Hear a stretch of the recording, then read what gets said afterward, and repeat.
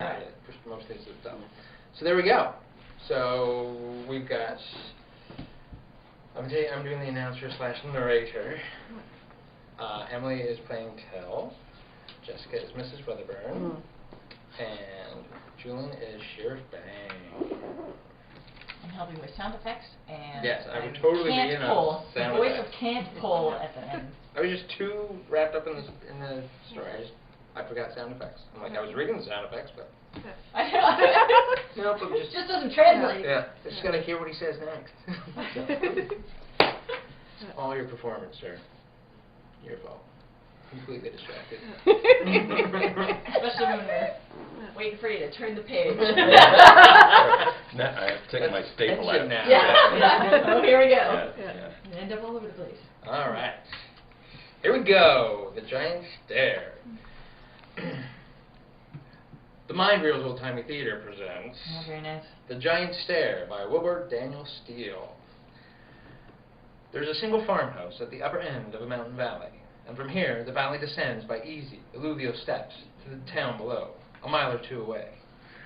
About this time of year, on November nights like these, pre-winter winds blow up through the valley, up these steps to the solitary farmhouse, and fill the night with music, insistent, mournful, and menacing. When this happens, people in these remote parts say that giants are moving up the stairway to the mountain. People, that is, like the widow, Mrs. Weatherburn, and her mystical sister, Tiff. This is another of them nights, Abby. Hark, Abby. Hark to that. Another of what nights, too? Okay. One of them nights when the giants come up the stairs to go on the mountain, making noises as they come tramping up the stairs.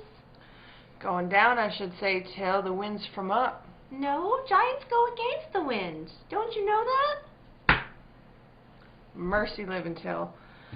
Look what time it is, past 7, and supper not started yet. Just ain't nothing of late. It's a queer, funny thing. When John was here. When John was alive. When John was here, I'd have to give him a piece of my mind if he'd been later than 6 o'clock for supper. And yet now, here it's me that's dawdling and lazing, dawdling till all hours. Now that John's away. Now John's dead. Now he's dead and gone for a ghost. Trooping along with the dead giant's ghosts up the stair to the mountain. Hark to that wind, Abby. Don't hark to it. Don't pay any attention to. Ring. The Smiths. Ring. The Harrisons. Ring. The Wilsons. Ring. The Whites. Ring. Whites, Abby. No, sorry. Still the Whites. Somebody wants Miss White, probably. Who could it be wanting Miss White? Never you mind, Till. Till, stop that. Put that receiver down. It's Miss Wilson, talking with Miss White. She says... Till, that ain't none of your business. Now put that down. She says... Abby! She says prosecutor is by today. And what can prosecutor be snooping around this neighborhood for? Unless it's about... Oh. For heaven's sake, Till, what's the matter? They say I was listening. They says that. Says somebody was snooping in on their line, Abby. There, don't take on so... Till, come sit in your own chair. There's a good girl. I'll take the telephone a minute and... Yes, here's somebody again, May White. Yes, snooping, Claire Wilson, only it happens it ain't the somebody. Now, well, yes, it was Till. My poor sister Till, and all I wanted to say was I think two ladies such as you would consider themselves in fine business making fun of such a one as Till. How? Yes, 'tis, well, it's blowing flurries up here. Perfect cats and dogs. How? The road bridge. Till Claire Wilson says the brook's so swole that the road bridge is like to be gone at any minute. Well, don't tell me, dear. Dear me, I guess we shan't look to have many callers tonight at any rate. More likely us to be coming down your way, house and all. No, Till, no. I was only joking. No, there's no danger of that, I guess. No, I was just speaking to Till. Well, yes, good night to both of you. Good night.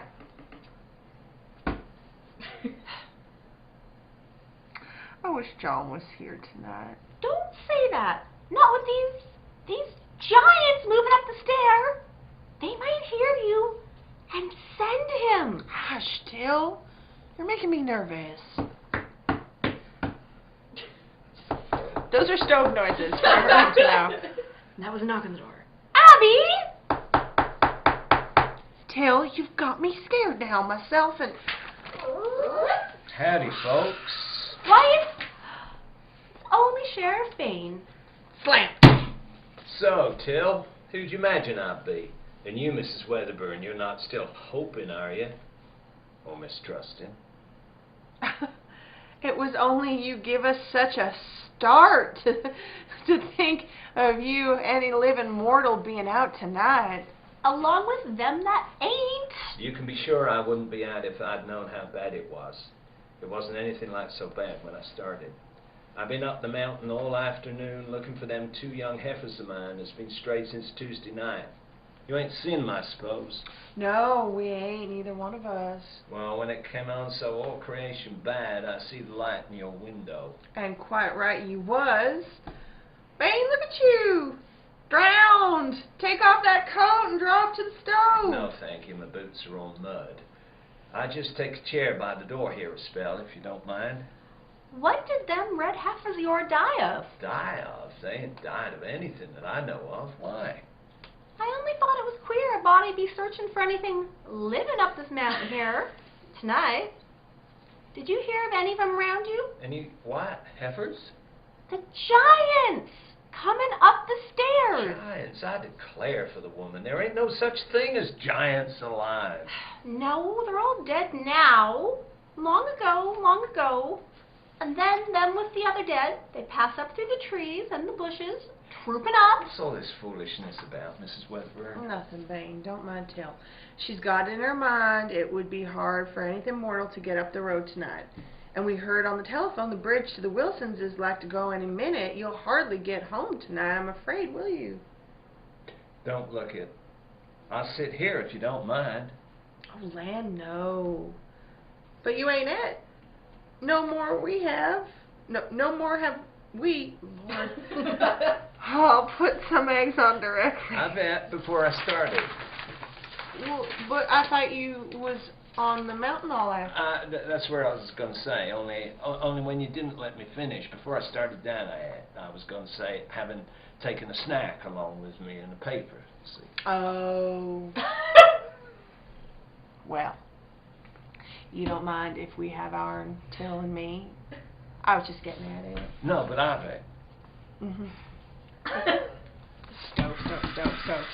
The first step on the stair is the Smiths. The next step is the Harrises. Big, huge steps in the dark. It's feeling for 'em with their feet in the dark makes all the noise. The next step after Harrises is the Wilsons. Never mind, Till. And then the next step is us.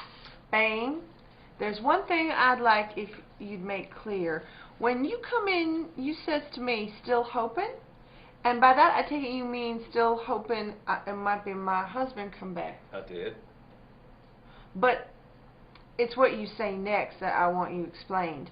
Or mistrusting. Why did you say or mistrusting? What did I mean?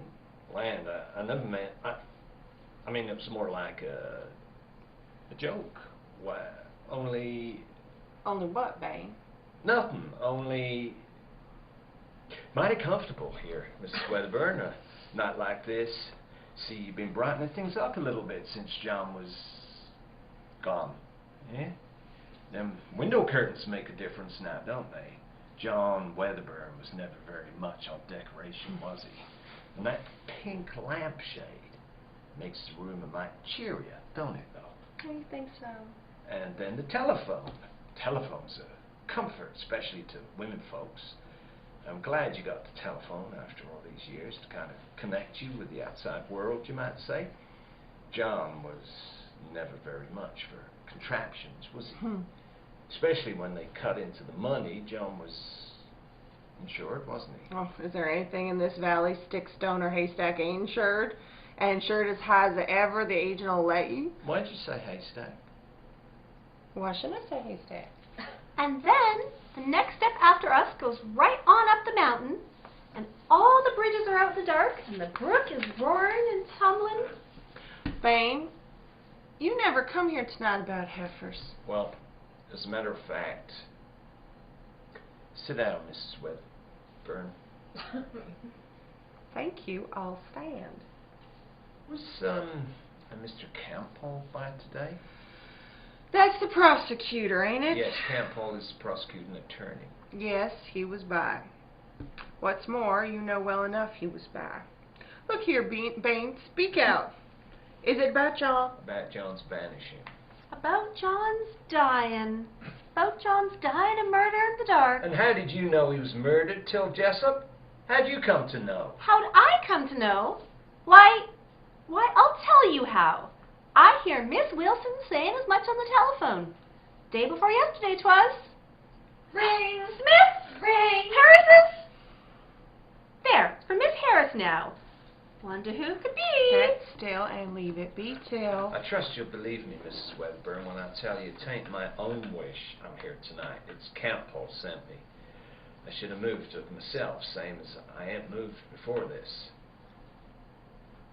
Yes, I give you credit for a deal of sense till now. I say to myself, there's one man in the valley that's got sense enough to know John must have gone away for a spell somewheres by himself. No, Mrs. Wedderburn, it wasn't that. For that wouldn't be sense. Now, what manner of sense would there be trying to believe a man like John Wedderburn, solid church-going man with a good farm and a good bank account, that a man like that would be changing all of a sudden one special night and skipping, no word to anybody, and never heard of again? No, that's too much. There's queer things happens in the world.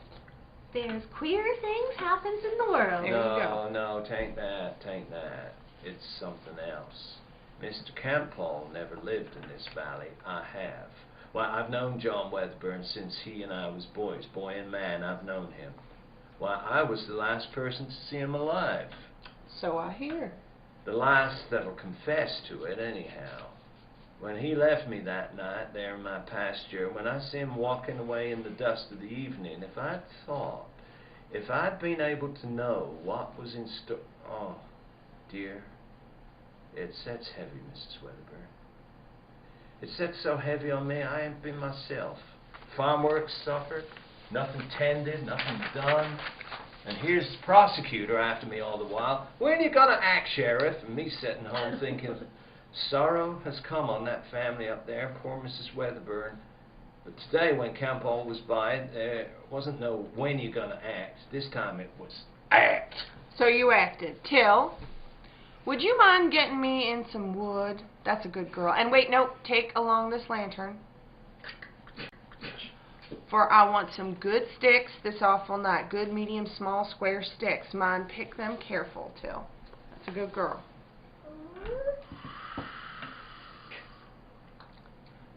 So, Bane, you acted. You come to accuse me of murdering John? Not so fast. I come here at Campbell's orders simply to have a look around, that's all. Looks like it. Is that John's gun up there? Yes, it is. Good gun. Did you ever try shooting this gun, Mrs. No, Wedderburn? I never shot that gun. Sure of that, ain't you? Open the door for me, Abby. More wood than that, Till. More wood than that. What do you mean, Bane? I was just wondering if it wasn't...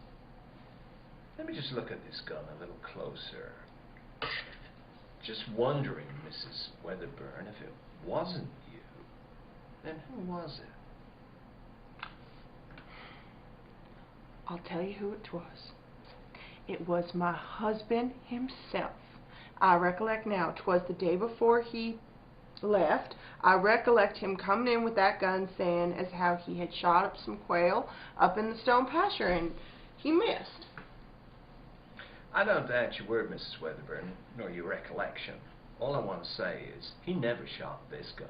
If your husband or any other man was to have shot this load, he'd have cleaned it up after him. He'd sit all night cleaning it. You give me that empty cartridge and that gun. They're my property, not yours. No, sir. Sorry, but I guess I want to hang on to these articles a spell. What would you do if I was to tell you 'twas me shot that gun? Shouldn't believe you. Then what are you after? You and John been getting on well together these past few months? I don't know as I take much stock in gossip, but they do say John wasn't always the easiest man on earth to get along with. To home.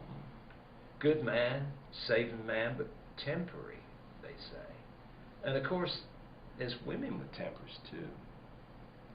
I shouldn't stand here hearkening to you. Yes, women with tempers too, especially out on lonesome farms, without gossip nor sociability nor nothing. Trying to the temper, that is. Especially after it's been going on some years, dragging on. Always the same, working on the mind and temper. Especially with a man to put up with a sober man, saving man, but... Bane, them ain't your words. Them ain't your ideas. Now granted, they ain't mine. They're the prosecutor's. You give me that gun. I shan't. Look here, don't let's bicker over the gun. Let's leave Till decide. Here, Till, take it. What's wrong, Till? It's a good gun, ain't it? Don't want it. Why? Kills things. Murders things. All kinds of things that murders and kills. Then why did you shoot it that time? I don't know.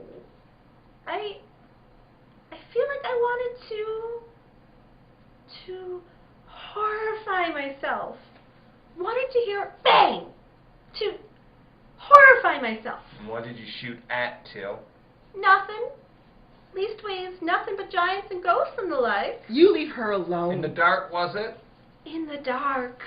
Ed Bane, if you pretend to think Till knows what she is saying... I don't pretend to think one way or t'other. That's other folks' business. All I say is don't be surprised. When John's body comes to be found one of these days hid in the bushes somewheres or under somebody's haystack, I say don't be surprised if his head's found half blown off with a charge of birdshot. Mark what I say and don't be surprised, that's all. Sit down, Till. Now you listen to me, Ed Bane. Ray! Miss! Ray! Harris's! Ray! Wilson's! Ray! White! Ray! Us! Us, Abby! Shall I... Set it still. Sit down, Till. Hello? Yes, it's Abby. Yes, what's wantin' Marion? It's to your house, Bane. Your sister speaking. Would you want to... How? How? It's him. No, John. Joe. Not In living. the flesh. No. John. What of all things? And me here then, all for nothing. But how come? Where's he been to? Not to my house. Did Marion say he was? 'Twas your hired man, Edgar. See him, Marion says. She says Edgar was up in the pasture just now looking to get the colt in out of the storm. He had a lantern with him, looking everywhere for the colt. He thinks he sees something moving along the road, and thinking maybe 'twas the colt had got out. He's climbing the fence there near Harris's haystack. Where? By Harris's road where his haystacks are. Maybe he's been under Harris's haystacks. Seems I hear somebody saying he might be under somebody's haystack. Go on. Where his haystacks are, and then he sees 'twasn't the colt after all, 'twas a man walking along in the rain. His hat pulled down. Edgar give him a good evening, and when the man give him no answer, Edgar throw the light on his face, and he couldn't believe his eyes when he see it was John. But John never say a word, but come up along the road like a deaf man. A dead man. He look wore out, Edgar says. Wore out. No wonder. Wore out. Well, Val, of all things. I suppose suppose I better put on something hot to eat if John's coming. I shouldn't worry. He may be coming all right, but I doubt if he'll make it a night like this. It's too much for a mortal man, all the way the brook's swell and the wind. What will I give him? Oh, Lord, let me see. Oh, dear. Hark to him coming. Making a moan and a drone on the stairs of the mountain. Hark to that, Abby. Fred, the woman. Come, Mrs. Wedderburn. Don't give in to yourself. Seems like you should be happy instead. Hark to him trooping up the stair. Hark to him swishing through the trees. Pester the crazy girl. Come now, Mrs. Wedderburn. I know it's a shock to you. A happy shock, of course, but a shock all the same. You've had your cry for. Now it's time to smile. Ain't you glad John's turned out alive after all, eh? Ain't you glad? Am I glad? If you was to know how glad. There. That's better. It's but natural a woman should be glad having her husband back, safe and sound. Ain't that, baby? Till, I know what I'll put on for supper. You know that fowl I got hung up for Sunday out in the shed? You go bring it in for me. He won't want it. Till, you do as I say. I don't like the dark. There's things. Don't be scared, cat. Here, you take this lantern, and the dark won't be there. There, that's a good girl. Now, what do you mean by tain't that? Ain't you glad to have John back? John's coming or going, especially after all this. Ain't apt to affect my happiness one way or the other. That's what I mean, babe. You do speak out, don't you? But you said you was glad he was... alive. I'm glad to know it. More glad and relieved than I could ever say. I see now. And after all, it was about her. Yes. About Till. You weren't so sure as you made out about Till, was you? About that gun and shooting at ghosts and all that? I tell you, I didn't know what to think. Oh, if you had the bringing up of that poor creature, if you had the worry of her and the shielding of her and knowing every minute you can never tell what was the next in her poor wild mind. And then I was away that night too. Most an hour I was away down at Mrs. Wilson's. And then there's another thing. Well, Till's fond of me, and she's like a faithful dog. I believe she'd do anything for me. Then maybe you and John had words or something. We did have words that day. John was at his worst over my wanting the phone, and he lay a hand on me for the first time. Until see him? Till see him. Oh, and if you had that thought weighing on your brain week after week, oh, you'd know why I was glad. I'm glad you've been frank, Mrs. Wedderburn. I'm glad you told me these things. I shan't forget. And I hope you won't forget. What's wrong, Till? Where's the fowl? There's things. They blow up my lantern. Till, where's that fowl? He won't want it. What's the use of spoiling earthly victuals for Smiths, Harris's, Wilson's, White's, us, Abby. They've seen him again. Be still. Hello? Yes, it's me, Maddie. How? No, speak louder. Yes, I can hear you now. Yes, I tell you, Yes? I'm listening. He wasn't himself, you say? Abby. Be quiet, Till. Yes, Maddie, yes, I heard it all. Much obliged, Maddie. Abby. What's ailing him, I wonder? There's something queer. Abby, say something. Where was it? To Harris's this time? Yes, to Harris's. He's been by. 'Twas Harris himself, see him. He was coming back from having a look at the road bridge, Harris was, when he met him, and Mrs. Harris says Harris got him in a sweat and as if he'd seen a ghost. Yes. He see a ghost. Seems Harris speak to him before he see who it was. Harris was so laid out for a minute he couldn't move. Then he thinks of the bridge again, and John, he says, If you are John Weatherburn, as you seem to be, you best come back to my house along with me. And by that, John was gone on up the road and disappeared. And the bridge out ahead of him? Mercy angels, he'll walk straight in. No, but he'll see. Straight in and be drowned. Stop it! Quit it! Pester you. If you can't quit that, why do you keep laughing that crazy way? It's the horror. It's the horror getting in my throat. Horror of what? Him coming up the giant stair.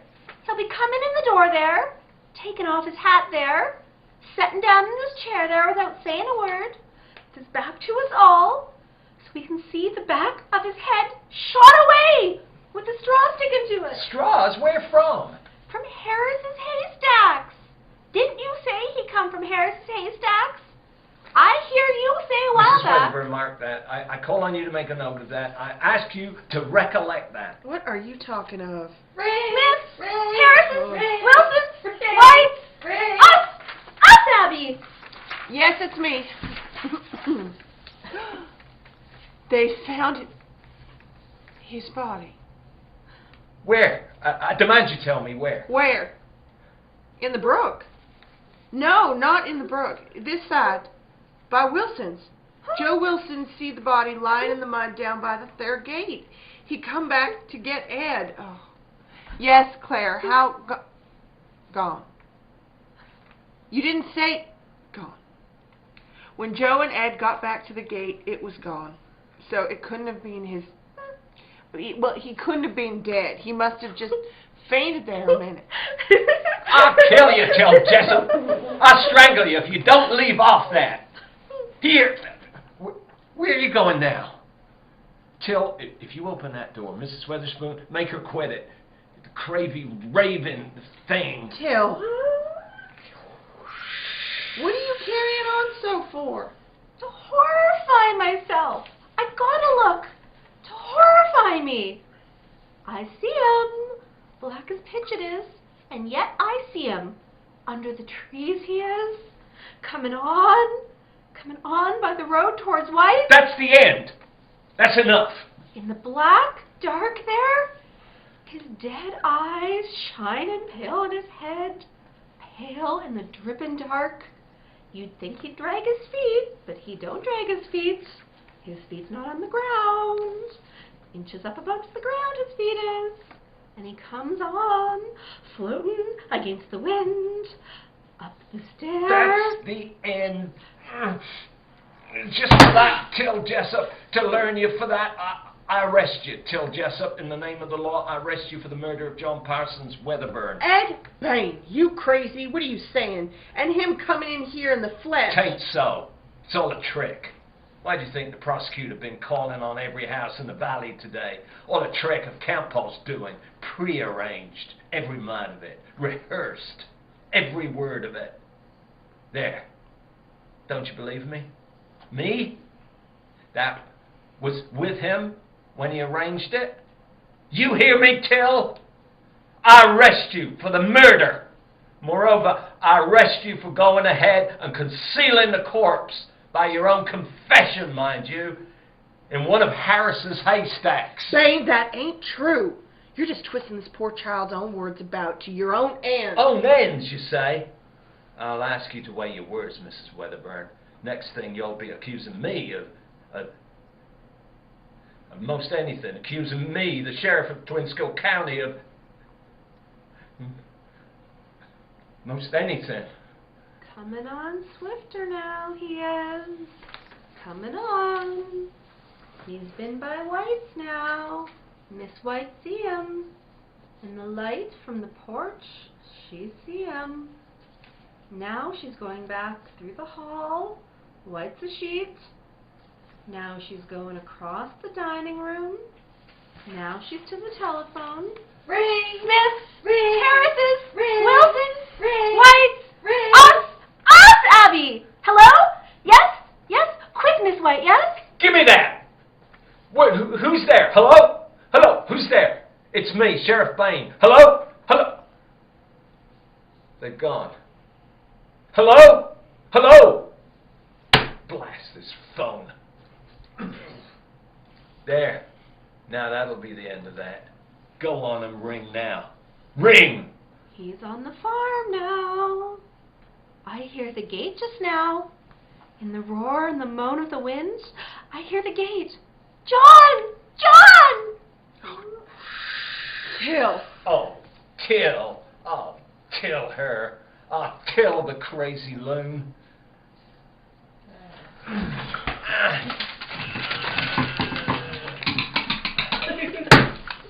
You broke the latch. Now you can't keep it shut. I guess I can. I guess I can. I'll hold it on my weight against it. There. Listen. That's the other gate. He's nearer. I never heard a thing.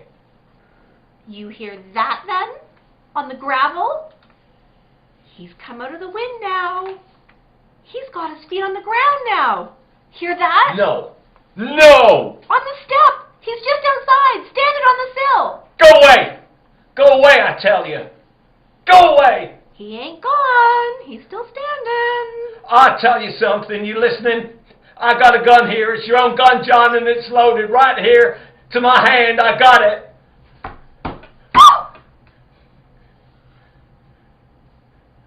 No, you won't. You can't touch me, John Weatherburn. No, sir. It wasn't my fault. You wouldn't have called me a liar there by the gate. Not with a gun in my hand. You wouldn't have called me a liar. You wouldn't have dared strike me. Not when I had a gun in my hand. You ought to have known better than that, John.